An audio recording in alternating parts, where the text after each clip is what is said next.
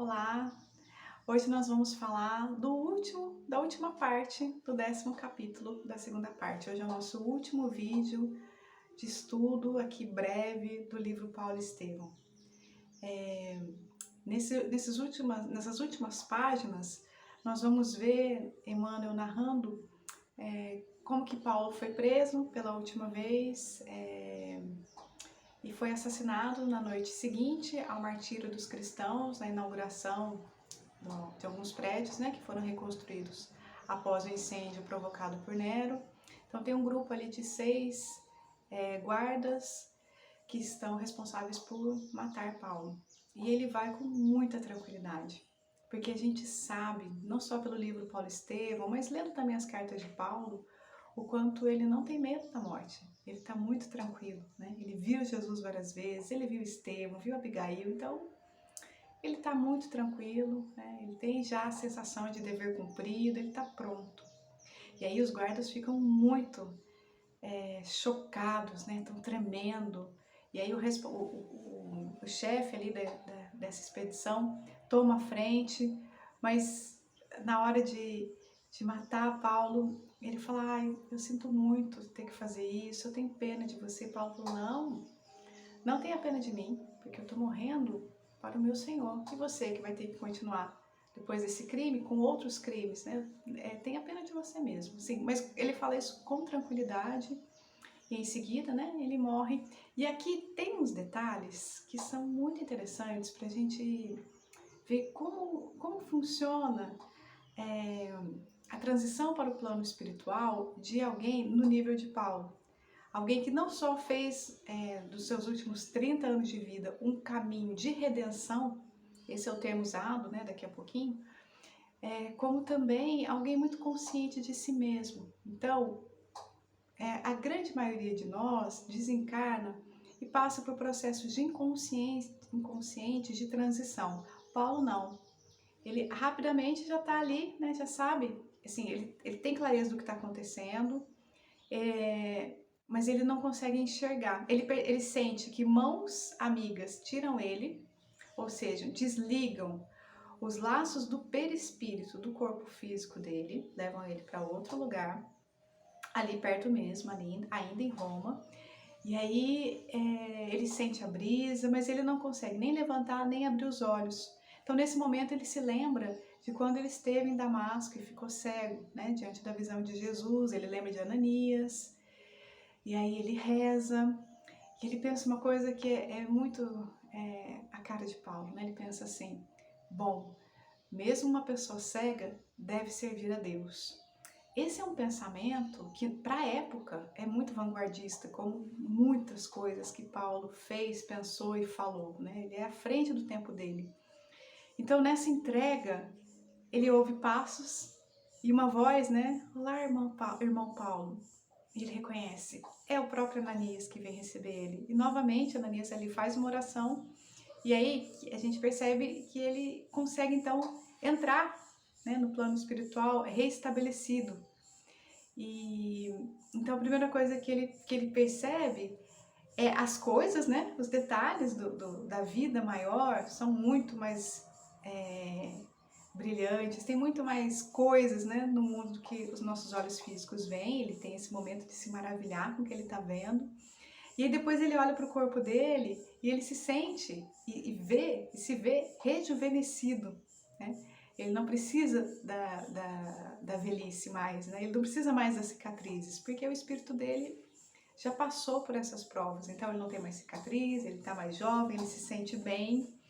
E aí logo aparece Gamaliel, que foi, né, o mestre dele em Jerusalém, e depois muitos outros amigos cristãos, né, que já tinham desencarnado há muito tempo ou mais recentemente. Ele é ali abraçado por muita gente, e Ananias fala para ele: Paulo, qual que é o seu primeiro desejo agora que você está na esfera dos redimidos? Ou seja, Paulo fez a sua transição de redenção.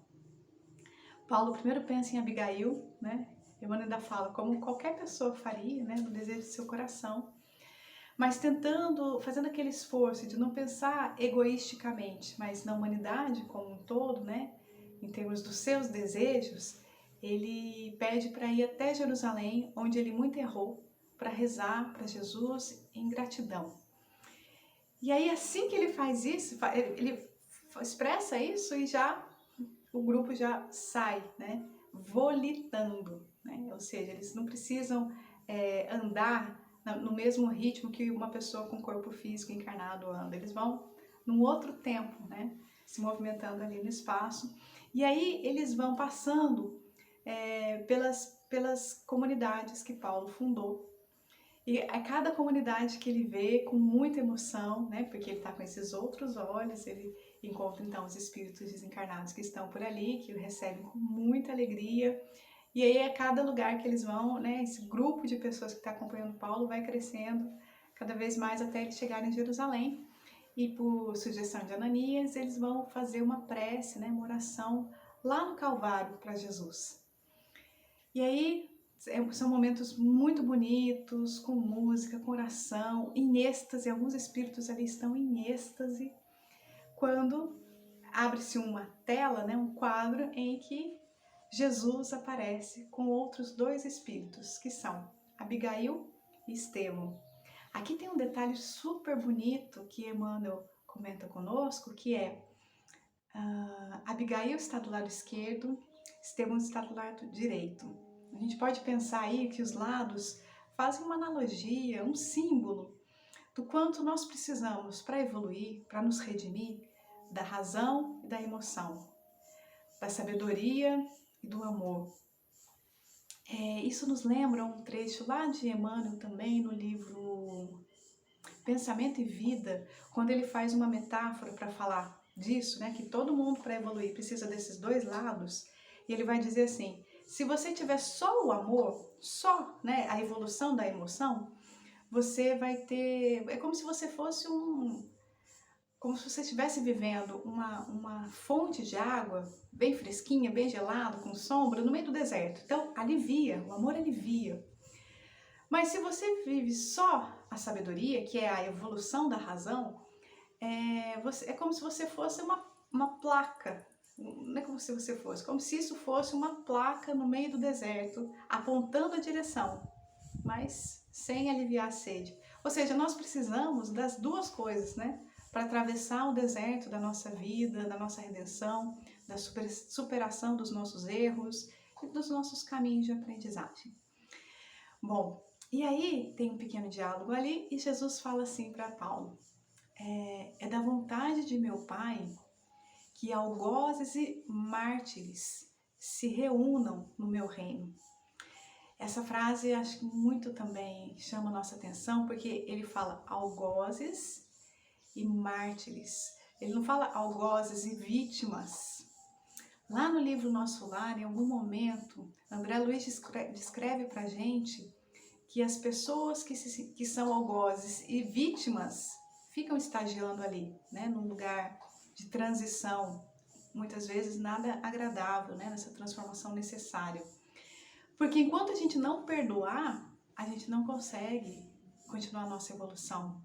Então ali são aqueles que erraram e aqueles que perdoaram, né, que se unem para sempre. Todas as pessoas com quem a gente tem qualquer tipo de conflito, nós estaremos ligados a ela sempre, né? E o que vai realmente fazer fluir a nossa evolução é quando esse vínculo se transformar num vínculo de amor. Esse é o nosso trabalho.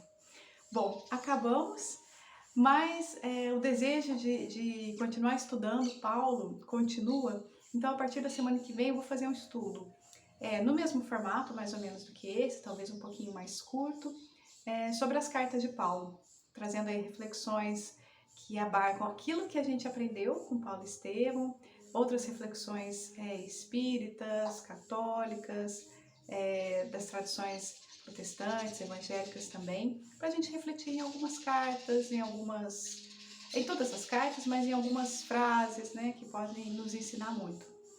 Espero vocês. Até mais!